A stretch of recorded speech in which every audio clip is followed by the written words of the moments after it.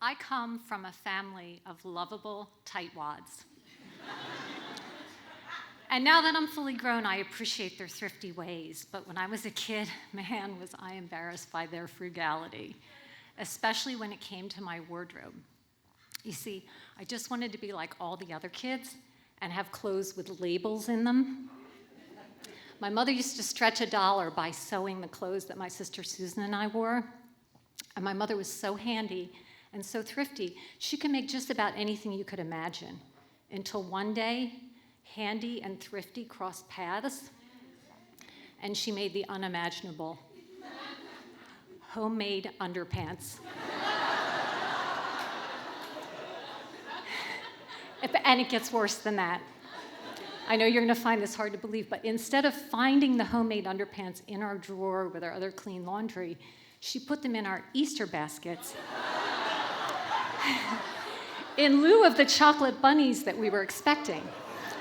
So my mother was thrifty, but she was also thoughtful.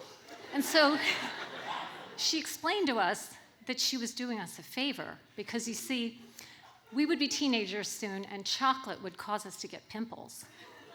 So now that I'm grown and I reflect back on this, I can reason that pimples only last a few days, but a humiliating underpants story lasts a lifetime and lands you on a stage in Philadelphia talking about how your parents won the cheapskate Olympics. So, none of these clothes that my mother made had labels in them, and I just longed to have labels.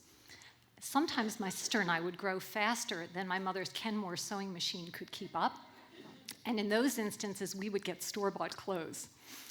But don't get too excited, because instead of going to the department stores like everyone else, we went to this dingy discount store in suburban Philadelphia called Artie's. Now, some of you may remember Artie's, but for those who don't, it was the store. It had these enormous cardboard boxes with magic markers for the sizes, and you had to root through them to find something to wear. They were dirt cheap, the clothes at Artie's, because they were, as my mother would say, seconds.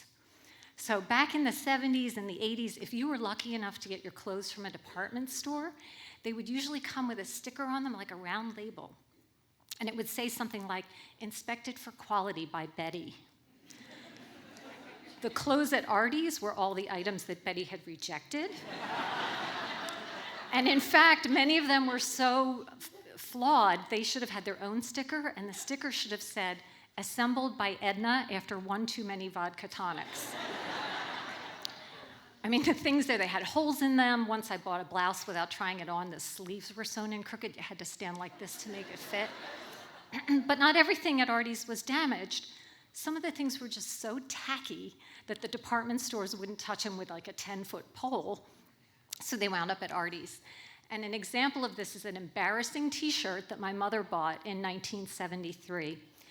It had the face of the Vice President of the United States on it, and the caption read, "Spiro T. Agnew, a great American." Now, the shirt had been reduced to only 15 cents. Shocker, right? Because Agnew had resigned the vice presidency in disgrace, his crime being that he was too frugal. In other words, he had cheated on his taxes. Now, my mom, who didn't vote for the man and never cheats on her taxes, couldn't resist a 100% cotton t-shirt for 15 cents. So she bought that sucker, and she brought it home, and she slept in it every night for years. So if you're doing the math here, there was my mother, there was my father in a king-size bed with Spiro T. Agnew. This is how thrifty they were, 15 cents of guaranteed birth control. My sister and I never had any younger siblings. But the thing about Artie's, back to Artie's, is that all the clothes there had the labels cut out. So again, my dream didn't come true. But that wasn't the only embarrassing thing about shopping there. So they had a strict no returns policy, so you really had to try everything on before you bought it. But Artie's didn't have any dressing rooms. So my mother, she would hold her raincoat up, and she'd say, "Karen, drop your pants, try this on, nobody's watching." Okay, years of therapy later, right? So This was a little traumatic for me because Artie's had these enormous plate glass windows, and they were right across the street from my school. And to this day, I have no idea how many of my classmates saw me stripping down to my homemade underpants, in Artie's. But it did, I think, affect my ability to get a date in high school. So I'm going to fast forward. Decades later, I went on a blind date with a man. Turns out he grew up not far from me, and we bonded over the fact that both of us disrobed in public in Artie's. I wound up marrying that little flasher.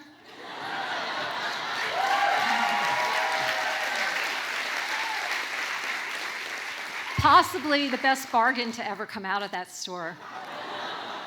Now, when I was in high school, I got a job. I learned the value of $1, the value of a bargain at Artie's, but I was still embarrassed to be caught shopping there. I'd look left and right, like you might if you didn't want to get caught walking into a strip club. And this wasn't just teenage angst, because even my frugal grandmother was ashamed to admit she got her clothes there. She referred to it as Arthur's Boutique to make it sound classier. But Artie's themselves, they had no inferiority complex at all, right? They proudly displayed their slogan, Artie's is for smarties. And if that were true, I'd have gone to Harvard. So I did go to college. When I packed up all my label-free clothes and moved into my dorm room, I made a vow. When I was fully grown and on my own, I was only going to buy clothes with labels in them.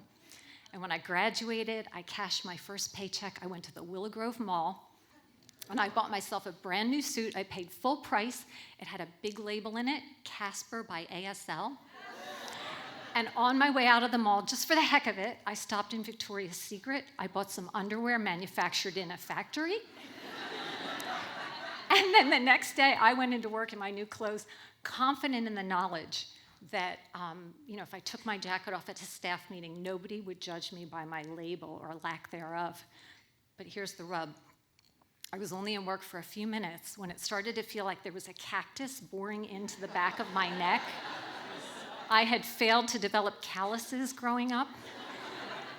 And I'm telling you, it's like the people who make labels are some kind of statists. So it's like a miniature bed of nails wrapped in poison ivy and stitched in there, right? You know what I'm talking about. She's nodding her head. So guess what? I lasted about 15 minutes before I opened my desk drawer, took out my scissors, and cut out that label.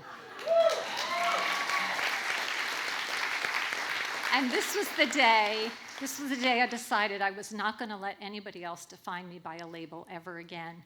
You see, I'd grown to learn that I could spend a lot of money on expensive clothes trying to impress other people, only to feel miserable myself, or I could be comfortable in my own skin in a vintage cotton t-shirt that reminds me how much I love